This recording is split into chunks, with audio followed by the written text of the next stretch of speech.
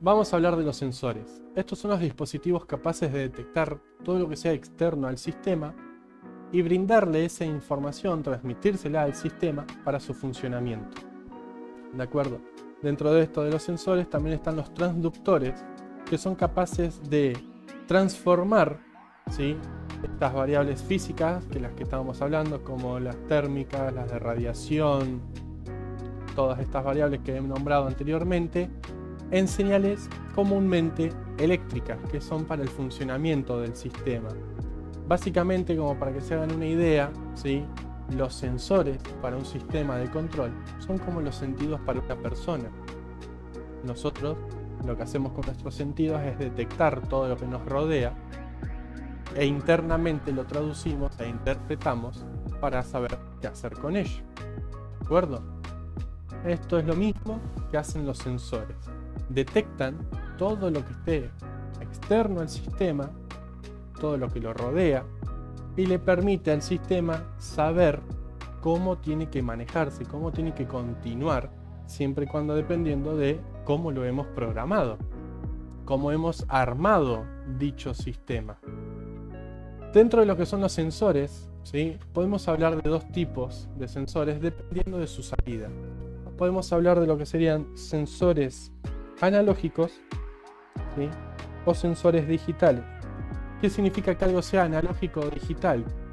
Se dice todo lo que es analógico es lo que es continuo a través del tiempo. Como puede ser, por ejemplo, que ustedes ya conocen, y la onda sinusoidal de lo que es la corriente alterna. Es continua, ¿sí?, durante el tiempo. Va variando, va pasando de un máximo a un mínimo, vuelve a cero. Eso sí, pero se mantiene, ¿sí?, con valores a través del tiempo. Va variando, pero se mantiene continua. Es una línea continua a través del tiempo. Se podría, para lo relacionen con algo físico así de la vida, si todavía tienen lo que serían los relojes de pared en la casa, estos que tenían las tres manecillas, ¿no? Tenían el de las horas, el de los minutos, y hay uno que es de segundos, que la mayoría, ¿no?, son los de segundos. Se va moviendo, esa aguja se va moviendo constantemente, va dando vueltas constantemente en el reloj. Eso sería analógico. Por otro lado, digital son los que se relacionan con pulsos instantáneos, ¿está bien? Son los que pueden estar en 0 volt y en 5 volt, así en un instante, ¿sí?, cambiar repentinamente.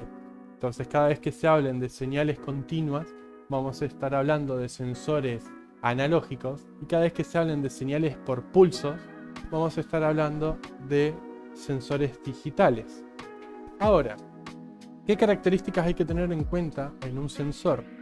Vamos a tener que tener en cuenta lo que sería la exactitud, ¿sí?, que hace referencia a poder detectar un valor verdadero, sin errores, ¿sí?, que sea exacto, lo que estamos midiendo que sea exactamente lo que se ve en la realidad. Esa es la exactitud. Ahora, también tiene que ser preciso, tiene que tener una precisión. Pueden existir varios errores aleatorios al momento de medir, más allá de lo que es la medición como tal, donde el sensor tiene que ser capaz de obviar, ¿sí?, estos errores y procurar que la medición que vamos a realizar sea lo más preciso posible, valga la redundancia, ¿sí?, que evite todas estas perturbaciones que puede haber, ¿sí?, y tome directamente el valor que nosotros estamos deseando medir. Por otro lado, está el rango de funcionamiento. ¿A qué quiere hablar esto del rango de funcionamiento? Obviamente un sensor no va a poder detectar objetos desde acá a 2 kilómetros, ¿sí? Tiene un rango, tiene un límite. Entonces lo que se busca es que ese rango de funcionamiento sea óptimo para el sistema que estamos diseñando. ¿Se acuerdan cuando les di el ejemplo de que necesitábamos cortar láminas de 2 metros? Si nosotros elegimos un sensor que tiene de rango de funcionamiento donde se mantenga preciso, ¿sí?, de máximo 1 metro, 1 metro y medio, no vamos a poder estar midiendo 2 metros con precisión y exactitud para poder realizar el trabajo como corresponde. Entonces esas son las cosas que hay que tener en cuenta en un sensor. Este es uno de los ejemplos, ¿no? Después habla de velocidad de respuesta. ¿Qué quiere decir con esto de velocidad de respuesta? Si nosotros estamos, por ejemplo, en una cinta transportadora, ¿sí? Tenemos que ir detectando los objetos que van pasando, pero la velocidad de respuesta es muy lenta. Lo que va a ocurrir es que se nos va a ir desfasando la línea de proceso. ¿Por qué? Porque si el sensor que tiene que ir detectando que las botellas se encuentren vacías o llenas, ¿sí? Dependiendo de lo que queramos hacer, supongamos llenas para poder taparlas, ¿no? Y seguir con el proceso. Cuando detecte una vacía, va a dar la señal, ¿sí? Al momento de que la botella ya llegó a unos centímetros después donde se tapa, la botella ya va a estar tapada y de ahí va a recibir la señal. No, para esa está vacía. Esa velocidad de respuesta no sirve, no es óptima. Necesitamos que los sensores sean rápidos para que el proceso sea continuo, prolijo y no existan desfasajes, ¿sí? Entre la respuesta de un sensor o la señal que envía un sensor con lo que estamos haciendo en el proceso. Por eso se necesita que esto vaya lo más óptimo posible. Otro punto a tener en cuenta dentro de los que vamos a hablar, ¿sí? Es la calibración. Al momento de calibrar nosotros un sensor, y voy a tomar como ejemplo un sensor capacitivo, que lo voy a mencionar más adelante. Un sensor capacitivo tiene la capacidad, mejor dicho, de detectar líquidos dentro de sólidos, por ejemplo. Vieron que hablábamos de ver si la botella estaba llena o no. Bueno, la calibración, lo que va a permitir una buena calibración es detectar realmente si el líquido se encuentra o no dentro de la botella. Ahora, una mala calibración, hecha por el usuario obviamente, lo que va a hacer es que ocurran distintos fallos en el proceso, empeorando, mejor dicho, ¿sí? Toda la línea de producción, haciendo que vaya más lento, o directamente que falle y que al final de la línea, cuando revisemos, las botellas en vez de estar llenas estén por la mitad, ¿sí? Pero las detectó igual, claro, pero eso fue un error de calibración, no las detectó si es que estaban llenas, solamente detectó líquido. Y una vez que detectó líquido dijo sí, está bien, y siguió. Eso es un error de calibración, fue mal calibrado, ¿sí? El sensor. Y entonces esto lo que lleva es un error en el proceso. También puede ocurrir, ¿sí? O lo que se busca es que la calibración del mismo sea sencilla, porque ¿qué pasa? Un sensor que ya tuvo un buen tiempo funcionando puede llegar a tener por desgaste que se descalibre solo, ¿sí? Eso también se tiene que evitar, ¿no? Por eso se buscan sensores de calidad. Entonces lo que se busca es que la calibración sea sencilla, que no tenga que parar toda la producción durante horas, sacar el sensor de su posición, calibrarlo y volverlo a poner. No, se busca que la calibración sea sencilla, que sea en el momento y en el lugar. Que diga, oh, mirá, está fallando el sensor, no me dio los valores que yo deseaba, voy, lo calibro rápidamente y el proceso continúa. Eso es lo que se busca, ¿sí? En los sensores. Dentro de los sensores que vamos a mencionar, vamos a hablar de sensores de proximidad, ¿sí? Son los que no necesitan tener un contacto físico para realizar las mediciones. Entre estos tenemos el sensor inductivo. ¿Cómo funciona un sensor inductivo? Bueno, básicamente lo que hace es detectar objetos metálicos que se acerquen a lo que sería el campo magnético que posee el sensor. Básicamente el sensor es esta imagen que ven ahí, donde tenemos en el extremo izquierdo, que es el extremo que mide, ¿no?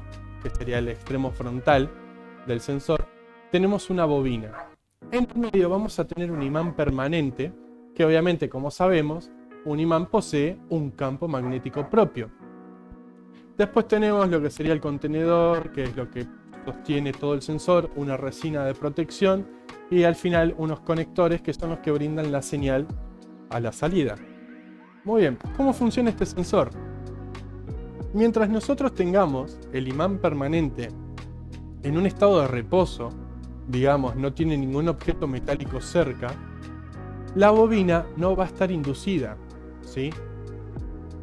En cambio, al momento que nosotros acerquemos un objeto metálico, el campo magnético del imán se va a modificar y se va a acercar, ¿no? Va a intentar aproximarse hacia lo que sería el objeto metálico. De esta forma va a cortar con la bobina y va a inducirla. Al inducir la bobina, esta va a mandar un pulso eléctrico indicando que hay un objeto metálico cerca. Ahora, todo este proceso de inducción ya lo han visto en cuarto, donde si nosotros tenemos un campo magnético, ¿sí?, y atravesamos perpendicularmente con un hilo de cobre, puede ser con un conductor, lo que vamos a lograr es que este conductor, ¿sí?, se induzca, o sea que circule corriente por su interior. Pero en este caso nosotros no podemos mover este hilo conductor que es la bobina. Entonces lo que se hace es, caso contrario, dejar el conductor quieto y lo que se tiene que modificar es el campo magnético. Entonces al momento de que se acerca, ¿sí?, un objeto metálico, se modifica este campo eléctrico, corta a la bobina perpendicularmente y le induce, y ahí manda el pulso. Este pulso va a depender, ¿sí?, de lo que es con qué velocidad se acerca el objeto metálico también, ¿no? Porque si se acerca lentamente, el campo magnético se va a ir modificando tan lentamente, tan progresivamente, que quizás no llega a inducir una corriente apreciable, ¿no?, para el sensor donde pueda detectar el sistema. Ahora, si nosotros acercamos repentinamente, el cambio del campo magnético va a ser tan brusco, tan repentino, que va a inducir la bobina y ahí va a mandar el pulso.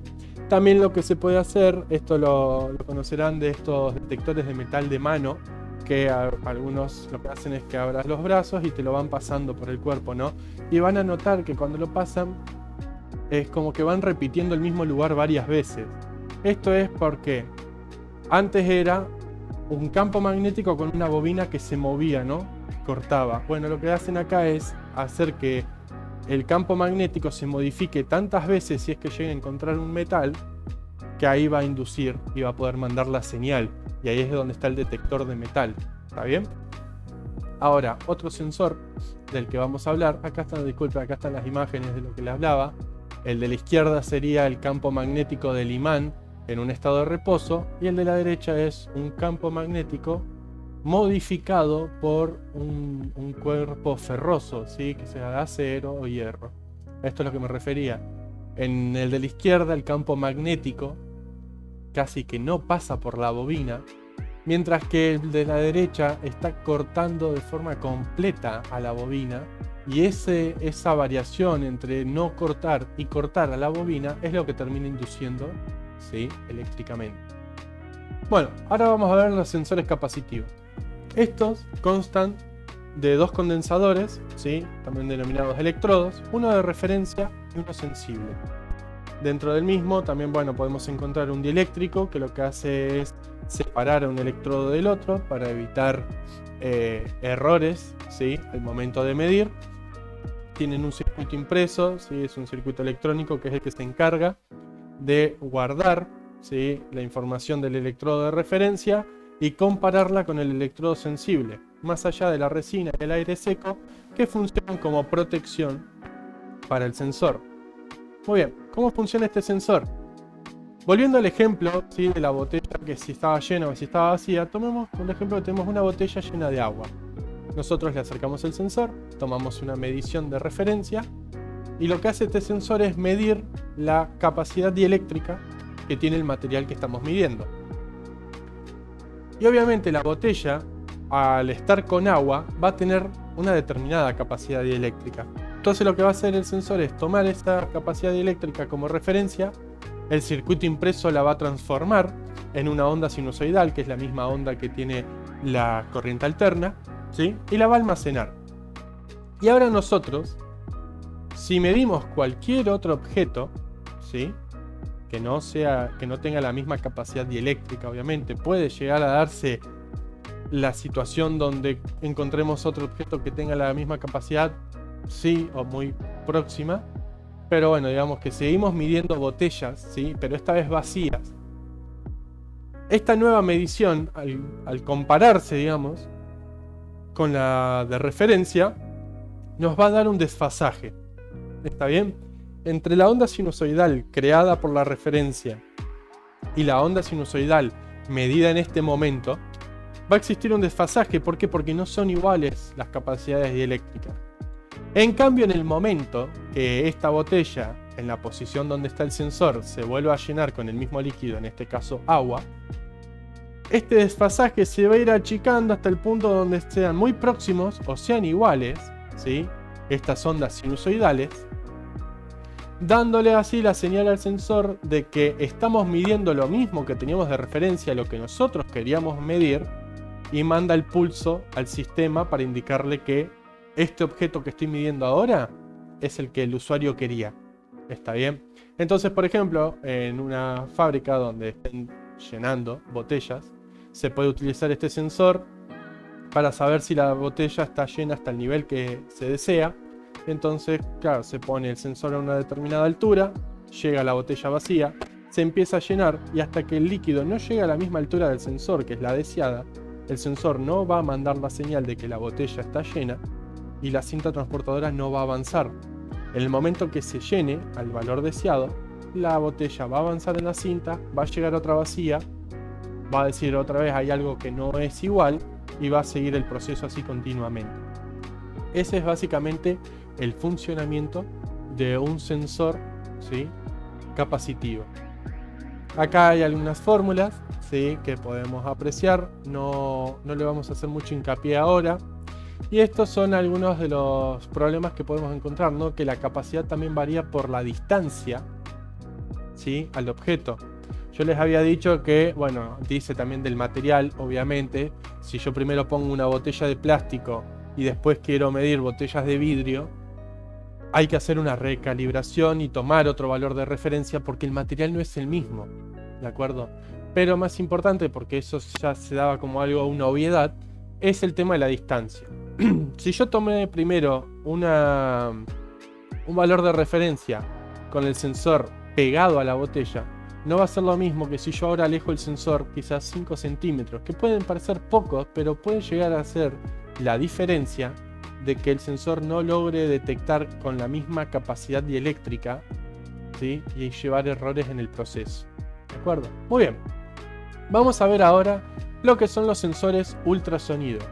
Van a ver que yo les voy dejando así un poco la imagen quieta, ¿no?, para que vayan leyendo esto por si quieren pausar el video y leerlo a gusto, pero mientras yo lo voy explicando. Un sensor ultrasonido, ¿sí?, lo que se encarga y lo único que va a medir es distancia. ¿Cómo lo va a hacer? Muy bien. Va a tener, ¿sí?, un transductor cerámico, que es el que indica ahí, que va a ser el mismo que va a mandar la señal ultrasonido, ¿sí?, unas ondas ultrasonidos en forma de cono, y cuando estas reboten contra un objeto que se haya encontrado, va a volver hacia este transductor cerámico y las va a detectar.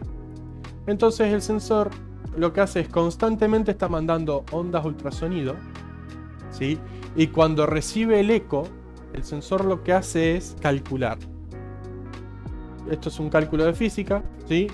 Si nosotros sabemos que la velocidad de estas ondas de ultrasonido en lo que sería nuestro ambiente, no en el aire, en las condiciones normales, es X, supongamos, ¿sí?, y tardó tantos segundos en volver, lo que hace es dividirlo por 2, ¿sí?, al tiempo, porque obviamente tiene que contar el tiempo que tardó en ir, rebotó, y el tiempo que tardó en volver, que el tiempo va a ser el mismo. ¿Por qué? Porque la velocidad no va a variar en este medio. Entonces, divide ese tiempo por 2 y con respecto a la velocidad te calcula a qué distancia se encuentra el objeto. ¿De acuerdo? En física la distancia es igual a la velocidad por el tiempo.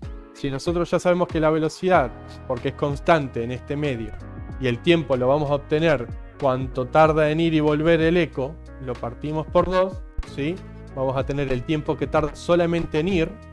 Entonces ahí vamos a poder calcular a qué distancia se encuentra el objeto. ¿De acuerdo? Ahora, este tipo de sensor tiene varios inconvenientes. Uno de ellos es el ángulo, ¿no?, con el que puede llegar a encontrarse al objeto, lo cual puede llegar a hacer que el eco, al momento de rebotar, no vuelva al sensor. Entonces es un eco perdido, es un eco que nunca volvió y el sensor no va a estar detectando nada. Y también se puede dar el caso de que se encuentren ecos cruzados, ¿no?, donde tenga un sensor ultrasonido apuntando en una dirección y otro sensor en sentido contrario en la misma dirección. Entonces, ¿qué pasa? Cuando el sensor A emite su onda, la va a absorber el sensor B. Y ese sensor B va a dividir la distancia, el tiempo por 2 y va a decir que la distancia es tanto. Y el sensor A va a recibir la señal del sensor B y va a hacer lo mismo. Lo cual van a ser ecos falsos. Porque no es el mismo eco del propio sensor que envió, sino que es de otro sensor. Más allá de que también se puede ocasionar de que se empiecen a cruzar estas señales porque el primer eco que mandamos volvió.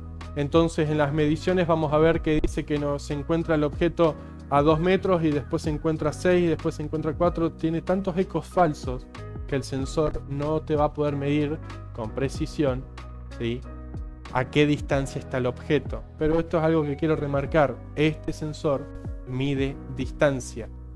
No se lo confundan como tal con un sonar, ¿sí?, o un radar, ¿sí? La idea es similar, pero no utiliza este mismo sensor. ¿De acuerdo? Obviamente también otros problemas. Yo les dije que la velocidad es constante en un medio determinado. Supongamos que el medio cambió, sea por temperatura, por humedad, distintos cambios que puede haber en el aire.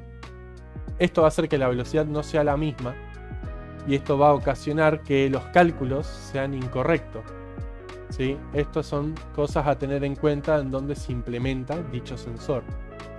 Por último, vamos a hablar de sensores ópticos, ¿sí? Los sensores ópticos existen de dos formas. El sensor óptico que es emisor y receptor al mismo tiempo. ¿Cómo funciona un sensor óptico? El sensor óptico es el que emite un haz de luz. Este que yo les digo, ¿no?, de que es emisor y receptor al mismo tiempo, lo que hace es emite el haz de luz. Ese haz de luz se refleja contra el material y vuelve. Al momento de volver, lo detecta el mismo sensor como receptor e indica de que hay un objeto ahí. Ahora, por otro lado, si no hay ningún objeto cerca, lo que va a pasar es que ese haz de luz va a continuar, ¿sí?, no va a ser reflejado y entonces el sensor no va a estar detectando nada. De esta misma forma funcionan lo que serían los mouse para computadora. Vieron que ustedes abajo del mouse tienen una luz, ¿sí? Lo que hace es al momento que moves, mide, ¿no?, ese ángulo de reflexión, entonces ve cuánto moviste el mouse y lo traduce en el puntero de la computadora. Esta es una forma, ¿de acuerdo? Es por reflexión. Siempre y cuando se encuentre con un objeto, este va a reflejar y va a detectar que hay un objeto ahí en el medio. ¿De acuerdo?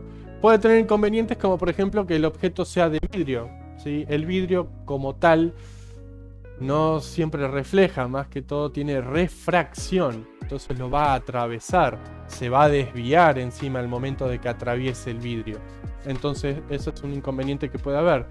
Pero también existe otro método, ¿no?, de este mismo tipo de sensor, que en vez de tener el emisor y el receptor en el mismo objeto, lo tiene de esta forma.